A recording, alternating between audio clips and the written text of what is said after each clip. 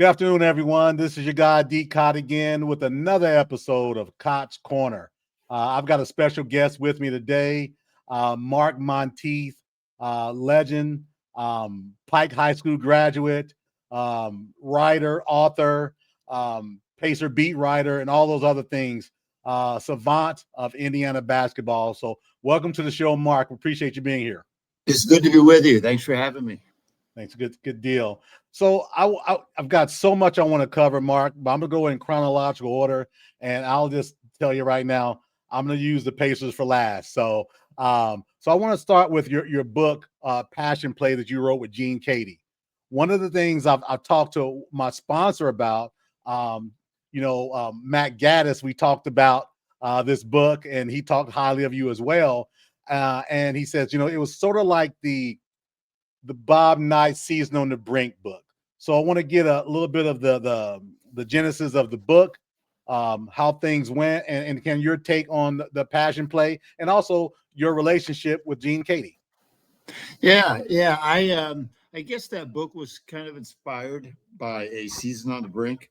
John Feinstein's book with IU. The idea of having inside access to a major college basketball program was really appealing to me, and Purdue, was poised to have a great season that year, with the seniors Troy Lewis, Todd Mitchell, Everett Stevens, and I brought it up to Gene, and he was all for it.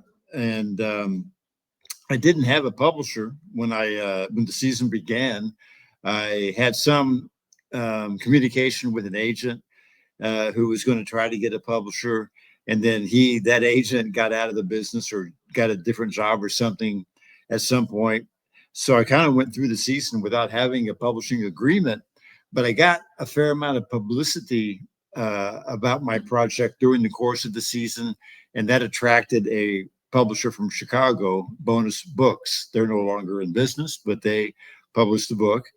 And it turned out great. It would have been a lot better. It would have sold better if Purdue had gotten to the Final Four or won a national championship, but they didn't, and it still turned out to be a great experience. They won the Big Ten, and it was just a great learning experience for me.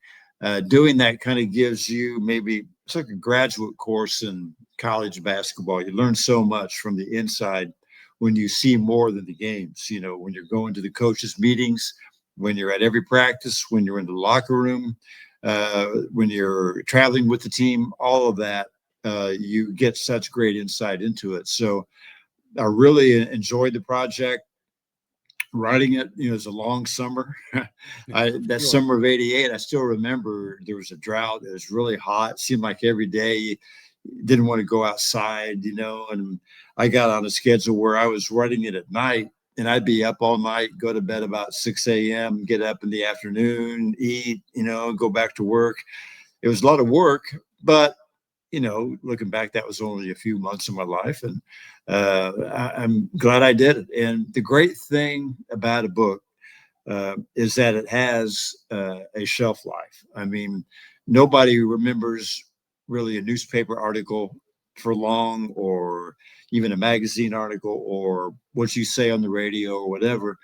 But a book, people still read that book. 1988, it's an old book, but people read books from way back all the time, and so I still get comments on it, and it still sells a little bit.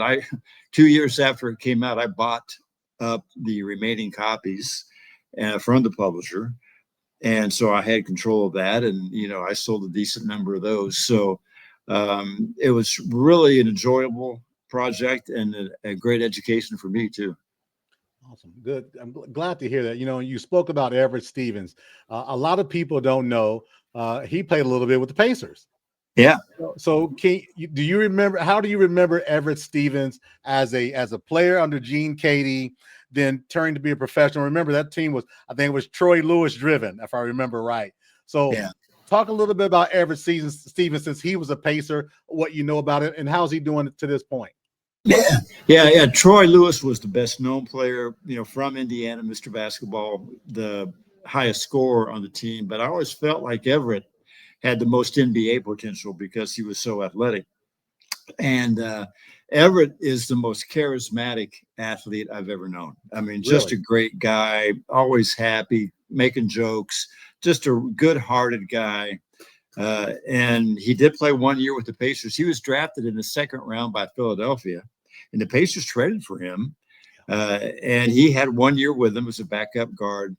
And that was it. He wound up playing in Australia for like 10 years and had a nice pro career there. Though wasn't quite uh, ready for the NBA, I guess. He did have a brief, maybe a 10-day contract with Milwaukee, I believe. Okay. And that was the extent of his NBA experience, but he still had a good career overseas. And ever today, at least as of last winter, was living back in Lafayette and driving a bus and Wow. really enjoying it, from what I'm told. So like a shuttle type of bus within the city. His son played at Purdue for 1 or 2 years and wound up transferring out to Nevada. But Everett, and his wife, who kind of his college sweetheart, um, they moved back to Lafayette when their son was playing there, and they've stayed. And I believe he's still there. And from what I'm told, really enjoys what he's doing. He's got great people skills. He just you can't help but love Everett Stevens. And he was a really good player on that team. He gave that team great athleticism and could play at both ends of the floor. Maybe not quite strong enough for the NBA, but he was a great college player. Yeah, I definitely remember that time. That was a good time. I remember Troy and Delray Brooks around that time coming. One going to Indiana, one going to Purdue, along Yeah. with the year prior to that was Alford. So that's pretty interesting to see how all of that shook out and everything, and how those guys played out. And then you having memory of these guys and still having knowledge. That's pretty good. So to staying on Purdue, Gene Katie, right? The legend himself, he'd be a larger than life presence if it wasn't for a guy down in Bloomington. Yeah. Give me a couple of stories that our viewers and our listeners would really like to hear about Gene Katie that they may not hear, say, in a normal city. Yeah. Yeah. Gene Katie was a really down to earth guy, still is. I mean, he's still with us, but he, he would be a rare college coach, I think, who would have benefited from having a bigger ego. Most successful college coaches, they're like emperors in their little kingdom, and they can become egomaniacs, really powerful. And Gene was never like that. And I always thought he might have been better off with a bigger ego, would have had a little more confidence, might have recruited better, that kind of thing. But a real down to earth guy and just a good basic guy who grew up humble circumstances in Kansas, and an easy guy to get along with, an honest guy. He and Bob Knight had an interesting relationship. When I was there that season, the 87, 88 season, Knight, as he often did, had a lot of controversial things going on. And, Katie would say a lot of things about him. And there are things in the book about it. Knight had pulled his team off the floor in an exhibition game against the Russians that year. And, Katie, like a lot of Big Ten coaches, I think resented Knight not going to the Big Ten meetings or just kind of putting himself above others in the conference. But he certainly respected Knight's success. And after they both retired, they got along just fine. But, I know Bob Knight was the type that once you started beating him, or if you were kind of equal to him in wins and losses, he wasn't likely to be your friend anymore. He Knight always stuck up for the bad coaches in the Big Ten and how they should keep their job, because he knew he could beat them. The really good coaches, he wouldn't be that close to. And so they had a, kind of a distant relationship when they were both at the peak of their game. Knight and Katie did, but later on got along just fine. But Katie, fiery. Everybody knows how fiery he was, and it wasn't just during games. It was every practice, every meeting. That's who he was. A lot of head coaches, particularly really successful ones, including Bob Knight, will sometimes just sit and watch practice and let the assistant coaches do it, take a more passive role. They might go out and recruit and skip a practice, that kind of thing. Gene Keady was the leader of every practice. He was fired up every single practice. And he had a great ability to get after players. He had a knack for chewing out a player, but not uh, inspiring resentment. The players had a saying about him that he can chew your ass and make you like it. And that's true about him. He'd get after you, but the way he did it, you didn't get mad at him as a player. He might compliment you while he's yelling at you. Like, come on, you're 10 times the player he is. Don't let him beat you to the board, that kind of thing. Come on, you're way too good for that to happen, that kind of thing. So he was really good at yelling at players. Now, I do think that he sometimes got too emotional during games. And there's a saying about he'd step over the fight instead of stepping into the fight. I think he wasn't a great strategist as a bench coach. And I made that comment in an article one time, and he didn't like it. We talked about it a little bit, but I believe it's true, and others do too, that he relied on his assistant coaches to handle a lot of the X and O stuff. That wasn't his thing, and that's okay. Every coach, like every player, has strengths and weaknesses, and Katie's strengths were motivation, this fundamental play, that kind of thing. But he wasn't really an X and O guy. He had a system that worked, but he wasn't the guy to drop a play on a sideline, that kind of thing, or during a timeout, get a basket that way. Matt Painter's really good at that. His assistants, Kevin Stallings and Bruce Weber, were good at that. It wasn't his thing, but that's okay. That's just the way it goes. But I really enjoyed being around him. I've been able to maintain a relationship with him over the years. I haven't talked to him much lately. His current wife kind of keeps him away, I think, from some people. And he's got, some dementia now. He's up there in years, but a beloved guy in Lafayette.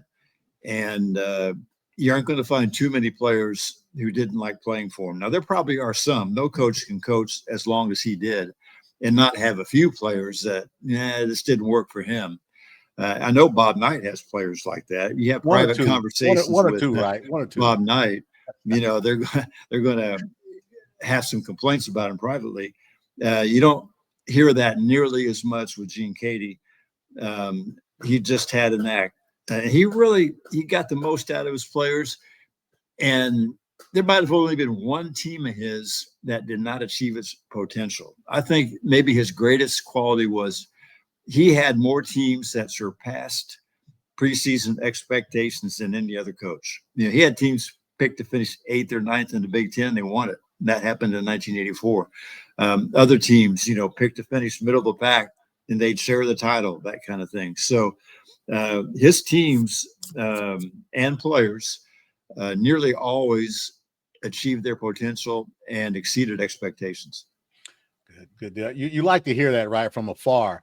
So to flip that from the north side of the state to the southern part of the state, you just mentioned Bob Knight.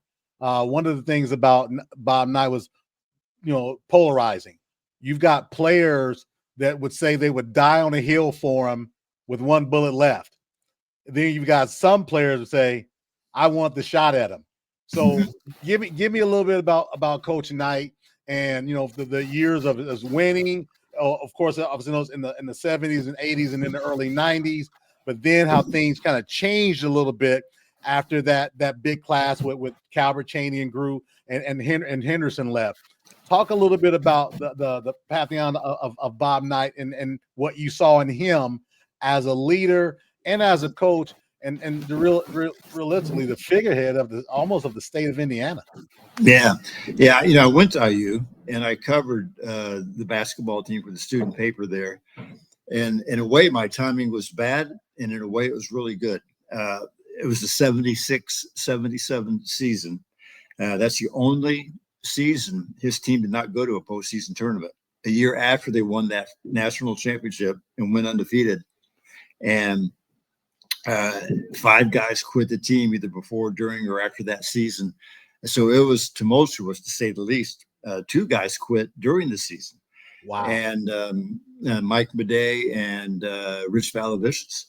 So things are going bad if somebody's quitting during the season, and you couldn't transfer then like you do, like you can now. A lot more So flexibility now. I covered that team for the student paper, and it was a great journalistic experience. And I got along with Knight okay.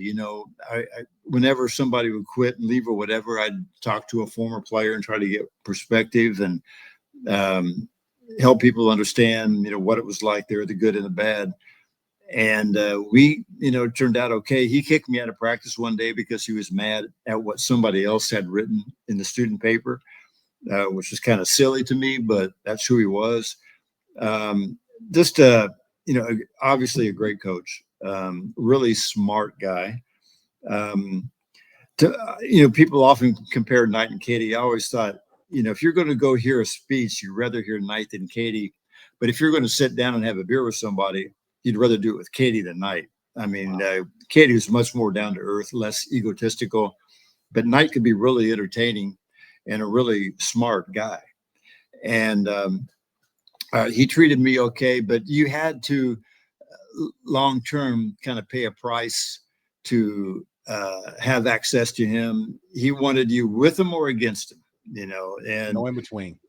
as a journalist, you can't be that way. You're there to cover a team objectively and write whatever's going on. I wasn't a columnist. I didn't write too many columns about him, so I didn't have occasion to issue opinions. But he, he wanted you in his corner, where he might do little favors for you now and then, give you information, but you could never say anything negative about him. And that might even include quoting a player who said something negative about him. He really wanted to control the media. He really worked at manipulating the media, which to me is just insecurity. But that's who he was, and he really did work hard to manipulate. And I even heard him joke about it at times. But it was interesting, and it was a lot of fun covering the Purdue Indiana games throughout the 80s and early 90s.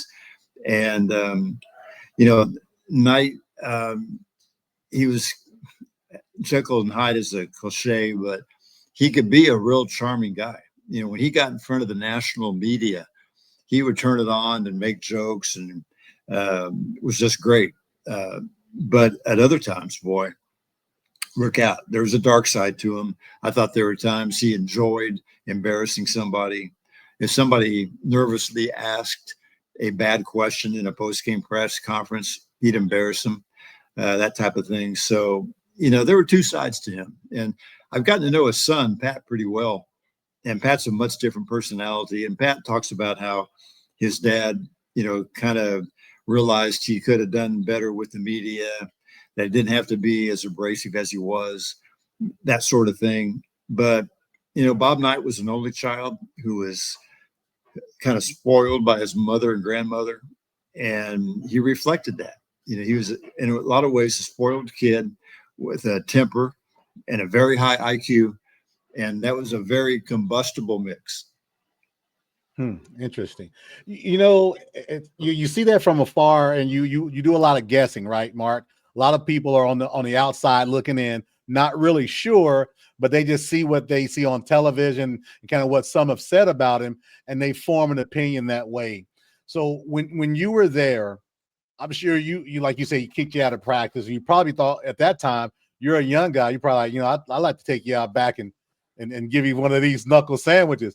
But what kept you there, and what kept you in a place of humility, doing your job, and understanding the moment that you were in with such a legendary, not just coach but personality? Mm-hmm. Yeah. Well, as young as I was then, a college student, and then in my 20s and 30s, um, I just enjoyed being around the game. I love covering the games, and a coach like Bob Knight to me just made it interesting. He wasn't going to hit me, I don't think, and he wasn't. If he kicked me out of practice like he did, that didn't really hurt my feelings. I played high school basketball. I got yelled at by coaches before, so I didn't care about that. I just enjoyed the whole thing, and I didn't. The things I saw or whatever, some of it seemed crazy to me, but it was interesting. Driving down the games in Bloomington at times, you never knew what was going to happen. Boy, he might pull his team off the floor. He might throw a chair. I was there for the game. He threw the chair. You just never knew. And there was kind of a perverse drama about it that you look forward to. You just never knew. And Purdue games were different. Gene Katie, while he was emotional and yelling and everything, nothing that crazy ever happened. But there was just a different element to the games at IU when I was coaching there.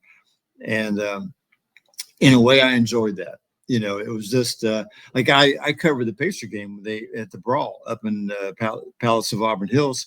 And I'm glad I was there. I would have hated to miss that action. If you're a reporter, you want to be where the action is.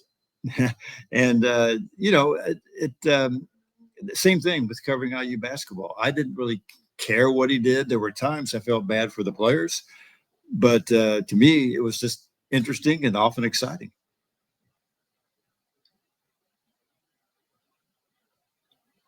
I'm not hearing you now. Can you hear me now? Yeah, that must be okay. I do want to talk about the Brawl, but before I do that with the Pacers, I want to talk about the Hall of Fame.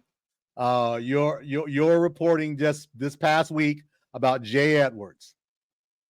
Listen, brought tears in my eyes. Saw him from Marion High School, co-basketball, Mr. Player of the Year, Mr. Basketball, and then his time at Indiana. Talk about Jay and give the listeners something about Jay Edwards that they don't know.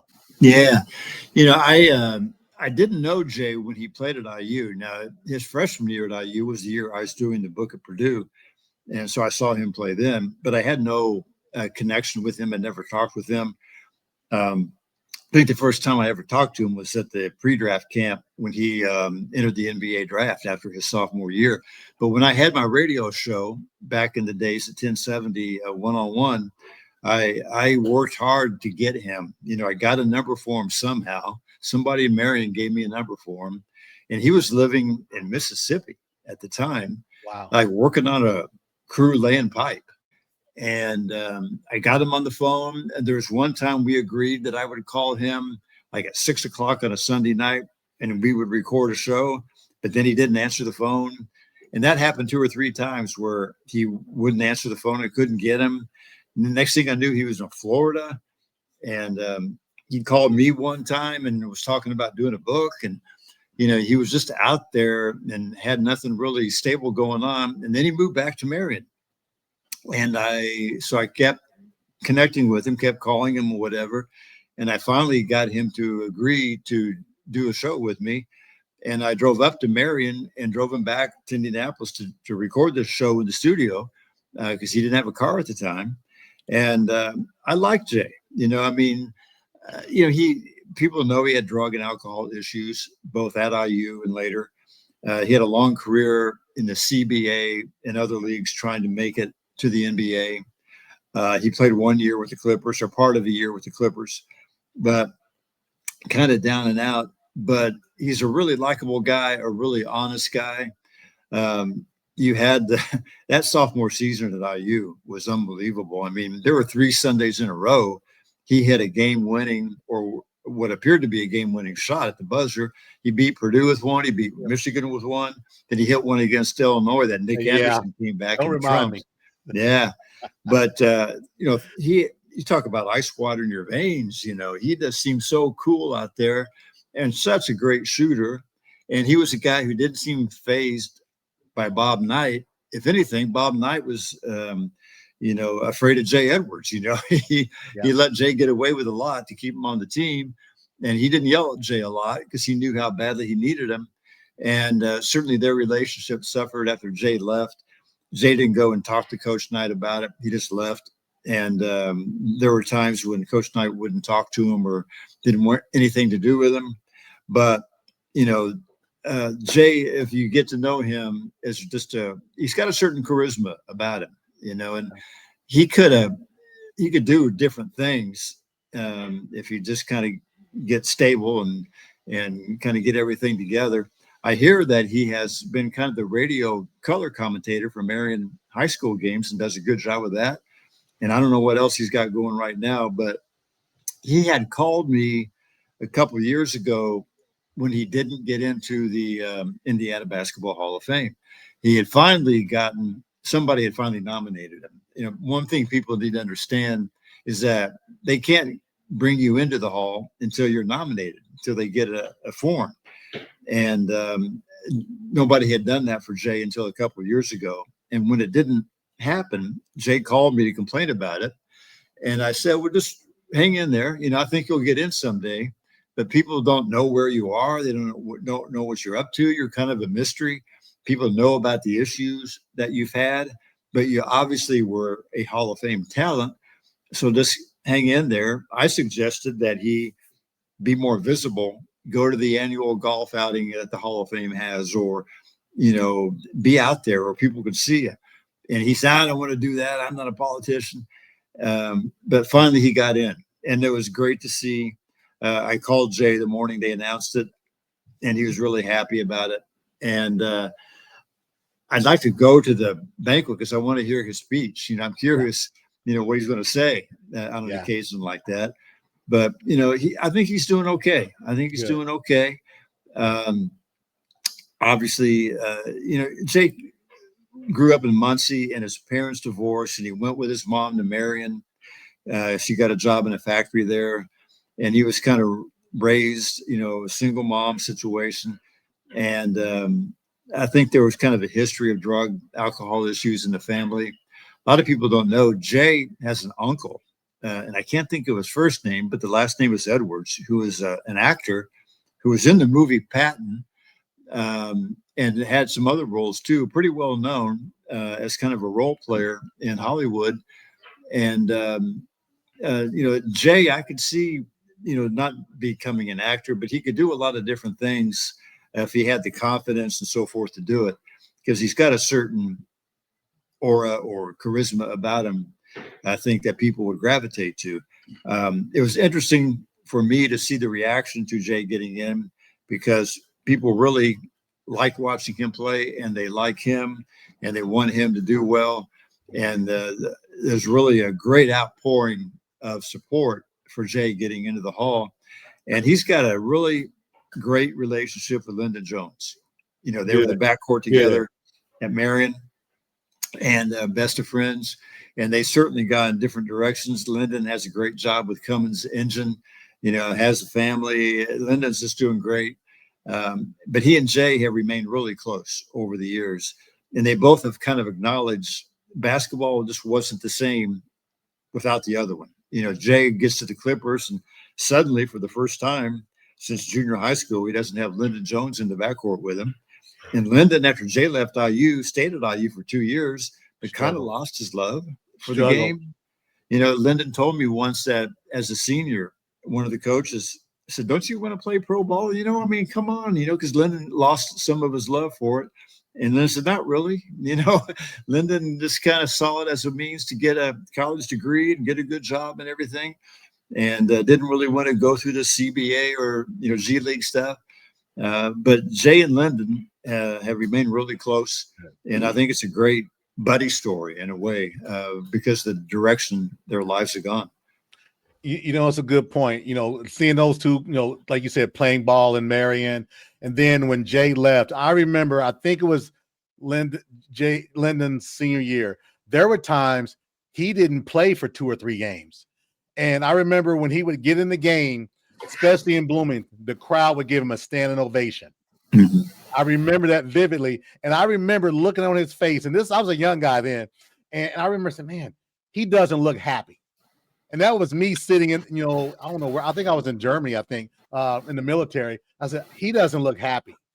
And I just felt that way, and I think to your point, when you lose the love for something, you're a little bit lost. And I'm glad he found himself, and good for him. the NBA and that life isn't for everybody, and I'm glad those two have kind of made themselves together, and that's a good thing for them too, for sure. Yeah. Yeah. You know, Jay had so much confidence. You know, he never looked nervous, did he? I mean, he No. had so much confidence. And I remember one story, Woody Austin, or Jay told me, but Woody Austin with Richmond went into Marion for a game, and it's a big game because both teams were good. And Jay hit a last-second shot to win the game. He went over and slapped Woody on the butt. Said, "You didn't think I was going to let you come in here and beat me on my own floor, did you?" No way. That kind of thing, that kind of Yeah. confidence, and that's who Jay was. And you know, that's why he hit all those big shots. He was not nervous. The moment never scared him. He was just a scorer. Good.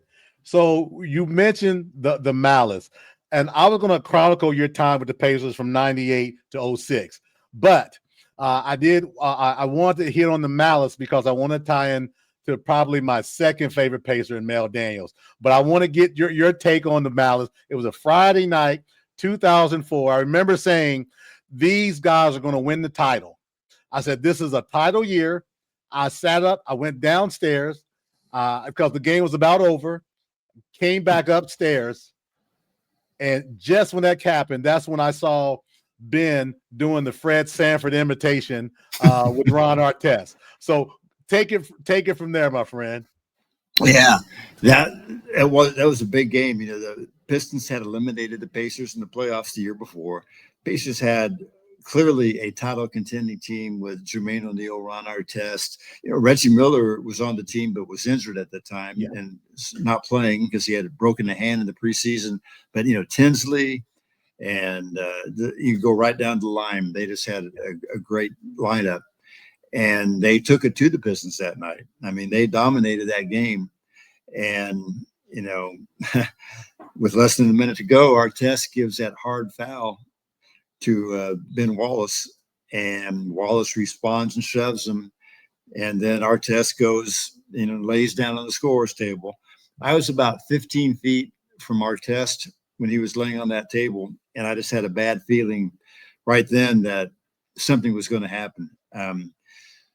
He did that because he had been told in anger management counseling to, whenever there's a conflict brewing, remove yourself from it, physically remove yourself, walk out of the room. You know, if you're fighting with your wife, you know, walk out of the room or just remove yourself. So he did that, but he made a big show of it. You know, he lays down on that scorer's table.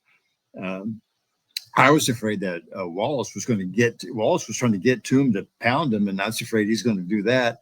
Then I also had the feeling that, man, he's a sitting duck for the fans here right behind me. Right. And sure enough, a fan throws a beverage and it hits Artest. What a lot of people don't get is that Artest didn't go crazy and run into the stands and start swinging. He jumped up, grabbed the fan he thought had thrown the beverage and said, "Did you throw that?" And the guy said, No. And he did. He grabbed the wrong fan. And then he turned around and walked back on the floor. But, you know, Ron was the calmest guy in the building at that point. He wasn't going to hit anybody. But then, you know, of course, fans start hitting him, and his teammates go up in the stands, and everything, just all hell breaks loose. And I was just stunned. I'm standing there just watching, not believing what I was seeing, and knew it was going to get ugly for me as the beat writer, that, oh, this is going to be a whole lot of extra work because it was going to last a long time. I didn't sign up for this. My selfish interest, you know, and trying to keep my laptop dry because all kinds of beverages were flying in the air and all the moisture. But it was just a weird combination of events that created that. Ben Wallace's, I think, brother had just died, and he was on edge. It was his first game back with the team after going to the funeral, and so he was on edge. And you know, Artest shoves him, and he shoves him back. You know, that fans there. There's so many. The referees did not control it. The Pistons taking a butt whooping. You took a butt whooping if you took a butt whooping if you're Detroit. That's painting you. That too. Yeah. Everything they called a perfect storm, and it was. I thought David Stern overreacted to it. I mean, the fact that game was on ESPN, nationally televised, you know, so the whole of course, people would have seen it anyway, even if it Right. was just local TV. They would have seen the clips later, but still, that made it worse. And I think Stern realized. I think Artest should have obviously been suspended a long time, but No. he didn't come down hard enough on Detroit and their lack of crowd control because fans were just walking on the floor. Yeah. You Remember, know, Jermaine O'Neal hit the guy as he was yeah, coming on the sideline, and Jermaine was on the court. So yeah, he got in trouble for it. So yeah, to your point, perfect storm. yeah. So now we fast forward. We're going into the locker room, right? And now we see the video of the great Mel Daniels grabbing Artest, taking him in the locker room. My eyes are starting to well up now because how much I think about the great Mel Daniels grabbing Ron Artest, treating him like he was his son. Get your blankety blanket. I don't know what he said, but I bet you if it was Mel, it wasn't. Get your nice butt in this locker room, right? Yeah. Well, I think you're thinking of a different occasion. There's a game in Boston when Artest got kicked out, and that's when Mel Was that one? grabbed him Okay. and took him. Chuck Person got Artest off the floor after the brawl. Remember? Yeah. But you bring up a good point. You know, Mel was waiting. Artest had gotten kicked out, and somebody, even that game in Boston, somebody threw a beverage on Artest as he's walking off the floor. So he kind of turned around and started yelling, and Mel grabs Artest and grabbed him and got him out of there. But Mel was a special guy. Mel to me was the heart and soul of those championship teams in the ABA. People talk about Roger Brown and other great players, but Mel, two-time league MVP, and he was the guy who would go off in the locker room if the team wasn't performing. He was a guy. Slick Leonard talked about, you want a player-controlled team. You want a team culture where the players coach the team. And Purdue has that now, by the way. Matt Painter talked about that last night, that the players coach the team, the seniors, and they set a standard, and they get on their younger teammates if they're not performing or not trying hard enough. And Mel was that guy, along with Freddie Lewis, for those ABA Pacer championship teams. And Mel was the kind of guy who, he'd fight. He got more fights than any Pacer in franchise history by far. But he was a poet. He'd write poetry, and he was a guy you could sit down and have a real conversation with. Billy Keller told me once that when he was a rookie, right out of Purdue, like most rookies, he's not really feeling part of the team yet.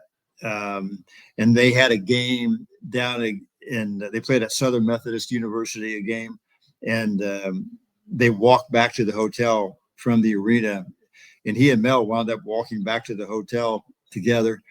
And Freddie said, from that conversation, for the first time, I felt like a part of the team. And Mel could do that. Mel could have that kind of conversation with a teammate to make them feel part of something, or just have a heartfelt conversation. At the same time, he might go out the next night and punch somebody in the face, on another team. But he had that capability. He part Cherokee Indian. His mom was part Indian, and a genuinely tough guy. And although he was really, Mel only weighed like 225 pounds. His nickname was Slim, but he was really strong and didn't care and would fight you. And more than any of the other Pacers, I think he was the most responsible for their early success. Two things about Mel, and I'll pivot to a couple others. When you spoke about Mel making you feel good about who you are and what he did for Billy Keller, back in 2012 was my first year as a season ticket holder. We're getting to the game. We're taking the elevator down. Who's getting on the elevator? It's Mel and Darnell. Well, I saw Darnell a lot because I see him at the Pacer camp, so my other son. So I asked Mel, I said, do you mind if I take a picture with you?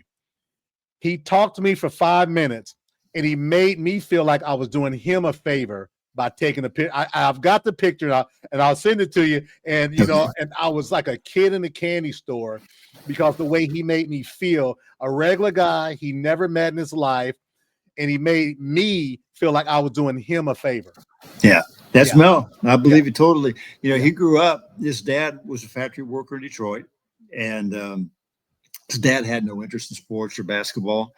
And Mel just grew up very humble surroundings, but had a great home situation with his mom and dad. And he didn't, play basketball till like a sophomore year of high school. Never touched the ball. And the coach, Will Robinson, major figure in Detroit basketball, literally stopped him in the hallway one day and ordered him to report to the gym and play. And he was terrible at first and became good and got a scholarship, and the rest is history. But he was just a real down to earth guy, easy to talk to. And he did a lot of things for Mel. Was the kind of guy, I heard once that he was after a Pacer game, it was dead of winter, and he saw like a homeless camp there where a lot of homeless people were under a bridge or whatever. And he stopped and took all the Pacer gear out of his car and was handing it out, and he was the kind of guy who could get really emotional about something like that. I spoke at his funeral service. I know. And it's on YouTube actually. I watched it. I promise. I watched every second of it. Yeah, I read a poem that he wrote. He went to a senior home, an old age home one time, and this what he saw there struck him so much that he wrote a poem about it. And it was great. I mean, Mel had so much depth to his character, and that meant so much to those teams. Yeah, definitely. And I'm gonna tell you, Mark, I've probably got 3 more hours worth of stuff, but I've got to catch the game tonight. But I want to hit on this. I want to hit on Coach. I want to hit on the great Slick Leonard, what he and Nancy did for this city, this state, this organization. I've been pining, and I've been pining to Mark Boyle and anyone who's willing to listen. When are we either going to get a statue of Slick or get that court somehow named Bob Slick Leonard Court something for what he and his wife did for our city? I was 9 years old when they did that telethon. I remember my dad getting a coffee can. He worked at General Motors at the time, and we would go to see the Pacers at the fairgrounds. And he said, let's see what we can do about getting some money for these Pacers. Now, I'm lying. I don't know my blunt from a hole in the ground, but I remember that vividly. So is there talks, and I know the Pacers organization is really strong about not highlighting ex-players as much as some other organizations. Is there any chance a court named after Slick, a statue, or some type of a combination other than just boom, baby, when we do the new court with the real emblem of the Pacers from the 70s? I don't know. The statue thing is dicey because once you do it, it's going to raise a lot of questions. What about this guy? Like if you did Slick, people would say, what about Nancy? What about Reggie? What about Mel? It could go on forever. I understand that point. There is a statue of Slick and Reggie at the Children's Museum. Yeah, sure is. And I know that's not the same for Pacer fans, but it's a tough call. It's a tough call. I have campaigned for getting Freddie Lewis's jersey number retired and have met resistance with that. And I think they feel like, hey, if we do this, we're going to have half a dozen other people want Pandora's box, up a can of worms, that kind of thing. That's been frustrating for me because to me, it should be obvious that Freddie should have his number retired. Captain of 3 championship teams, MVP of the finals. I mean, all kinds of reasons. And in case of Slick, I'd be fine with it. Now, the practice court is named after him. There's 2 courts over there at the St. Vincent Center. One has Slick's signature, the other has Donnie Walsh's. And there's another guy, Donnie. How do you give him credit? The GM. He brought the Pacers to that thing, right? When he came on board, he really saw something. And good point. I guess being a historian and being a kid of the 70s, which is why I speak about the Slick situation. Anytime I see him at the game, he'd had his tennis shoes on, going to smoke a cigarette, and he's always say, "Hey, bud, how you doing?" Yeah. You didn't know my name or anybody or anything else, but he always made a point to say hello to you. Slick and Nancy both were the most down to earth people you could imagine. And yeah, I would watch Pacer games from the broadcast area, that porch up there halfway up. And he would always go out there and smoke a cigarette or chew his nicotine gum at halftime and mix with everybody. No ego hangups whatsoever. I've read stories where Slick would drive somewhere to somebody, he came out with a book and somebody would say they wanted a copy signed and everything, and Slick would drive somewhere and meet him and give it to him, that kind of thing. Or he would go to the trouble of mailing, somebody from another country would want an autograph or whatever, and he would go to the trouble of going to the post office and figuring out the postage. And he and Nancy both extremely down to earth people. Indiana people. Slick grew up very humble surroundings himself. And that's just who they were. And I would not be opposed to any form of honoring them, but I do recognize how it opens up a big can of worms. It kind of depends how old they are. A younger fan would say, "What about Reggie?" Right? And someday they're going to say that about, "What about Halliburton?" And they'll say that too for sure. And that's a good point. From my age group, I don't think about that, right? I think about what Slick did and that impact, because if not, and my thinking is this, Mark, and I'll end with this. If not for Slick and Nancy, you and I aren't talking. We're not looking at Gainbridge Life Fieldhouse. And that's what kind of gets the nostalgia, right? Yeah. But I can understand, because we've got to look at and placate to not just those 70s and 80s kids. We got to, it's the 2010s and the 20s alike. So makes a good point, and that's appreciated for sure. Mark, I just got to tell you, I got your book. I'm going to read every page. I promise you. All right. And I just want you to know, I'm also going to subscribe to your web page. I'm going to subscribe to that. And I want to thank you for your time. It was more than I've ever could have imagined. I probably got, like I said, probably another 3 or 4 hour worth of Pacer stuff I want to hit, but I know your time is important. But I want to definitely share with you. We've got, our sponsors, Matt Gaddis of State Farm, obviously Pike High School graduate. He's done a great job in supporting the Game Time Network. Without Mac and his support, I've known Mac for about 25 years. You wouldn't be talking to me without Mac. He's been that good of a friend. And when I mentioned you, he did light up like a Christmas tree. And the first thing he said, he went to Pike. Yeah. Yeah, I'm a 1973 Pike graduate. Yeah. So just so you know that, and I know we had talked about doing an ad reading. I appreciate it for sure. If you want me to send that to you, if you've got it not sent to you, I'll pause for a second and give you an opportunity to do the read, and then we'll wind up and we'll be finished. Okay. All right. It's been great to be with you, Daryl. Well, I appreciate you very much. I've got your information, and I'm probably going to tap you on the shoulder in the next couple of months, depending on how our boys do, as this second half of the season get started, and then we get a little bit healthier. Okay, no problem. For sure. So without further ado, this is Mark Montieth. He's going to go ahead and do the Game Time Network ad read for us, everybody. Now, what am I reading? Oh, okay. The one I sent to you. Okay. I apologize. Yeah. I should have looked at my email. Yeah, you could tell I had Daryl, I had surgery on my mouth, over the winter, and so I got some nerve damage and so forth. That's why my mouth's a little bit screwed up. It's okay, but I tell you, you've been great no matter what, and I appreciate it. I really do.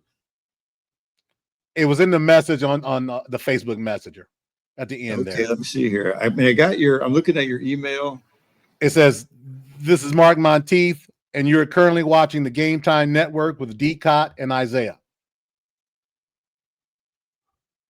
You sent that in an email, or no? It's on the Messenger on Facebook. Okay. Oh, okay. I got it. And I'll edit this out. We'll edit this piece out. Don't worry. Yeah. Okay, here we go. This is Mark Montieth, and you are currently watching the Game Time Network with D-Cot and Isaiah. Appreciate it. Thank you Does that very work? much, Mark. Again, if there's anything I can do, I've looked at your stuff. If there's anything I can do to help you, promote you. If you want to send me anything that has anything to do with your books or stuff that I can promote and speak to, we've grown since April incrementally. During the playoffs, we were starting to get some traction, and I really starting to love doing this. And I really appreciate reaching out. Mark, Mark Boyle spoke highly of you as well. We interviewed him. I love him to death, by the way. And I made him cry talking about Slick, just so you know. Yeah. Okay. Well, you let me know what you need. I'll be always happy to help. Okay. Thanks again, Mark. I appreciate your time. Be safe and God bless you. Okay. And you'll enjoy that website because there's a lot of one-on-ones with ABA Pacers on there. I can't wait, Mark. Be safe. Okay. I'll be in touch. All right, Daryl. Thank you.